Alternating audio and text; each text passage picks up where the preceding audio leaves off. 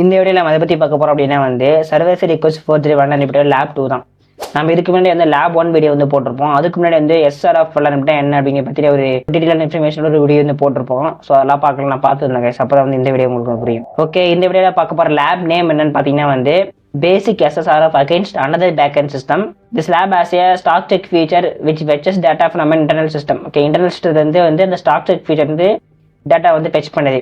To solve the lab, use the stock check functionality to scan the internal or IP address கொடுத்துருக்காங்க range for an admin interface on port 8080. Then use it to delete the user Carlos. ஓகேவா? So என்ன சொல்ல வராங்கன்னா வந்து இந்த IP address தெரியுமா, இந்த IP அட்ரஸ்ல 8080 போர்ட்ல தான் வந்து அந்த பேக்கெண்ட் சிஸ்டம் வந்து ரன் ஆகிட்டு இருக்கு. ஓகே, ஸோ இங்கே பாருங்க எக்ஸ் இருக்கு. அந்த எக்ஸுங்கிற வேலையை தான் நம்ம வந்து கண்டுபிடிக்கணும். ரெஸ்பான்ஸ் பேஸ் பண்ணி அதை கண்டுபிடிச்சிக்கலாம். ஓகே, 8080 போர்ட்ல வந்து இது ரன் ஆகிட்டு இருக்கு. அதில் வந்து கார்லோஸுங்கிறவங்க யூஸர் இருக்காங்க. கார்லோஸ் நம்ம டெலிட் பண்ண போகிறோம், அவ்வளோதான். ஓகே, நான் ஏற்கனவே ஆக்சஸ் கொடுத்துட்டேன். ஸோ இங்கே பாருங்க, ஸோ இதுதான் வந்து எப்பயும் போல கொடுக்குற அவங்க ஒரு இ-காமர்ஸ் அப்ளிகேஷன் தான். டீடைல்ஸ் கொடுத்துக்கிறேன். ஸோ நம்ம சைட்டாக வந்து ஸ்டாக் செக் ஃபீச்சருக்கே போயிடலாம். ஸோ நான் ஜஸ்ட் வந்து இன்டர்செப்ட் ஆன் பண்ணிட்டு செக் ஸ்டாக் கொடுத்துக்கிறேன். ஸோ இதுதான் வந்து இந்த பர்டிகுலர் ரிக்வஸ்ட்டு, அதில் எந்த சந்தேகமும் இல்லை. சென்ட் டு ரிப்ளை கொடுத்துக்கிறேன், ஃபார்வர்ட். ஸோ இது இந்த பர்டிகுலர் ரிக்வஸ்ட். நான் அதுக்கு ஒரு தடவை ரெஸ்பான்ஸ் வந்து செக் பண்ணி பார்த்துக்கிறேனே.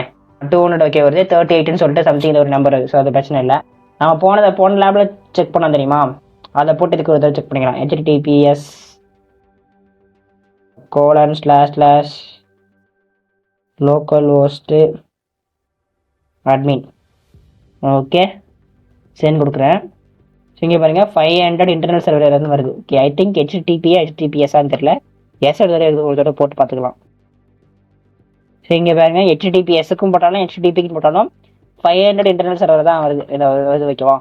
ஸோ இந்த இடத்துல மேபி என்ன பண்ணிக்கலாம், லோக்கல் ஹோஸ்ட் அப்படிங்கிறது வந்து பிளாக் பண்ணிருக்கலாம். அதாவது அட்மின்ங்கிற கீவேர்டு வந்து இந்த இன்புட்டுக்கு வந்து வராமல் பண்ணிக்கலாம். ஸோ அந்த மாதிரி ஏதாச்சும் ஒரு ஃபில்டரிங் மெக்கானிசம் ஏதாச்சும் அவங்க வச்சு போட்டுக்கலாம். ஸோ இப்போ அவங்க ஏற்கனவே நம்ம டிஸ்கிரிப்ஷன் சொன்ன மாதிரி இந்த ஐபி அட்ரஸ் ரேஞ்சை வந்து இந்த இடத்துல செக் பண்ணும். ஓகேவா?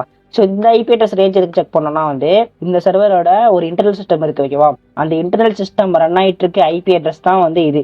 அதில் வந்து இந்த எக்ஸுங்கிறது வந்து நமக்கு தெரியாது. எக்ஸுங்கிறத நம்ம கண்டுபிடிக்கணும். ஓகே, நான் ஜஸ்ட் இங்கே போய்க்கிறேன். ஸோ இங்கே பார்த்தீங்கன்னா வந்து ஜஸ்ட் இதை எடுத்துட்டு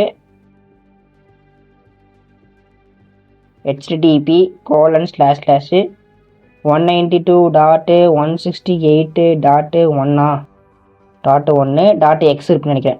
.1 இங்கே பாருங்க, HTTP 192.168 தானா :8080 போர்ட் வந்து மென்ஷன் பண்ணுறதுக்கு /admin பாத். ஸோ இதுதான் அவங்க நமக்கு கொடுத்த பாத். ஓகேவா? ஸோ அதாவது இந்த ஐபி அட்ரஸில் தான் வந்து அந்த இன்டர்னலாக இருக்கிற அந்த பேக்கெண்ட் சிஸ்டம் வந்து ரன் ஆகிட்டு இருக்கு. ஓகே, ஸோ இந்த ஐபி அட்ரஸில் இந்த எக்ஸுங்கிற வேல்யூ நம்ம வந்து இன்ட்ரோடரை யூஸ் பண்ணி நம்ம இப்போ ஃபைன் பண்ணணும். நான் அது சென்ட் டு இன்ட்ரோடர் கொடுத்துக்கிறேன். ஸோ இன்ட்ரோடர் போயாச்சு. நான் ஜஸ்ட் இந்த எக்ஸை மட்டும் வந்து இந்த ஆட் வேல்யூலேருந்து ஆட் பண்ணணும். ஓகே, எக்ஸை வந்து ஆட் பண்ணியாச்சு. ஓகே, ஆட் பண்ணியாச்சு. நான் ஜஸ்ட் பேலோட்ஸ் போயிட்டு நம்பர்ஸ் வந்து செலக்ட் பண்ணணும். ஓகேவா? நம்பர் செலக்ட் பண்ணிட்டு 1லேருந்து ஸ்டார்ட் ஆகி 250 வரையும். ஏன்னா எப்பவுமே ஐபி அட்ரஸ் 250 வரை தான் இருக்கும். அது தெரியும் நினைக்கிறேன் உங்களுக்கு. 250. ஓகே, நான் ஸ்டார்ட் அட்டாக் கொடுத்துக்கிறேன். ஸோ இது வந்து ப்ரொஃபஷனலாக இருந்தால் டக்குன்னு நடக்கும். கம்யூனிட்டி ஏரியாவில் கொஞ்சம் ஸ்லோவாக நடக்குங்க. அது பிரச்சனை இல்லை, இப்படி இருந்தாலும் நடந்துடும். கொஞ்சம் வெயிட் பண்ணிங்கன்னா நான் ஸ்டேட்டஸ் கோடில் போய்ட்டு சும்மா அப்படி கிளிக் பண்ணுறேன். ஒரு 400 ரிக்வஸ்ட் வந்து வந்திருக்கு. ஜஸ்ட் அதை ஓப்பன் பண்ணுறேன். இங்கே பாருங்கள், பேட் ரிக்வஸ்ட் வந்து மிஸ்ஸிங் பேராமீட்டர்னு வந்து சொல்லிட்டு வருது. ஓகே, ஸோ அது பிரச்சனை இல்லை. நம்ம வேறு ஒரு மீது எல்லாமே 500 தான் நிறைய இருக்குது. ஆனால் இங்கே பாருங்க ஒரு 200 ரிக்வஸ்ட் இருக்குது. அதை நம்ம அப்புறம் பார்த்துக்கலாம். 500 எல்லாமே வந்து இன்டர்னல் சர்வர் எரராக இருக்கும். ஸோ இங்கே பாருங்கள், ஒரே ஒரு ரிக்வஸ்ட், அதாவது 195 அப்படிங்கிற ரிக்வஸ்ட் மட்டும் தான் வந்து 200 சொல்லிட்டு வந்துருக்கு. ஓப்பன் பண்ணுறேன். இங்கே பாருங்கள், அப்படியே ஸ்க்ரோல் பண்ணிட்டே வரேன். ஸோ இங்கே பாருங்கள், அட்மின் பேனில் வந்து நமக்கு ஆக்சஸபிளாக இருக்குது. ஸோ நம்ம இந்த ரிக்வஸ்ட்டை ஃபஸ்ட் ரிப்பீட்டருக்கு சென்ட் பண்ணிக்கலாம். சென்ட் டு ரிப்பீட்டருக்கு சென்ட் பண்ணிட்டேன். இது சென்ட் பண்ணுற மறுபடியும். இங்கே பாருங்கள் 200 ஓகே வந்துருச்சா? அப்படியே ஸ்க்ரோல் பண்ணாதான் இங்கே பாருங்கள் அட்மின் பேனில் வந்து ஆக்சஸபிளாக இருக்கும். யூசர்ஸ் இருக்கு, டெலிட் ஆப்ஷன் இருக்கு, கார்லஸ் ஆப்ஷன் டெலிட் பண்ணுற ஆப்ஷன் இருக்கு. ஸோ இதுதான் வந்து இந்த 195 அப்படிங்கிற அந்த லாஸ்ட் ஆக்டத்தை வந்து நம்ம ஈஸியாக வந்து கண்டுபிடிச்சிட்டோமா.